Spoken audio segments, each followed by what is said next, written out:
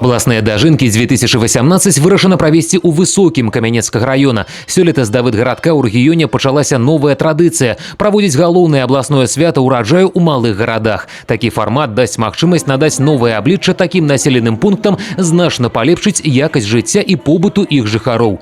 На думку кіраўніка вобласці Анатолія Ліса, правядзенне святаў падобнага маштабу станоўча адаб'ецца на развіцці былых раённых цэнтраў. У Брэсцкай вобласці такіх 7. Такім чынам, у наступны час вялікіх пераўтварэнняў чакае высокая, а ў 2019-м – Ружаны.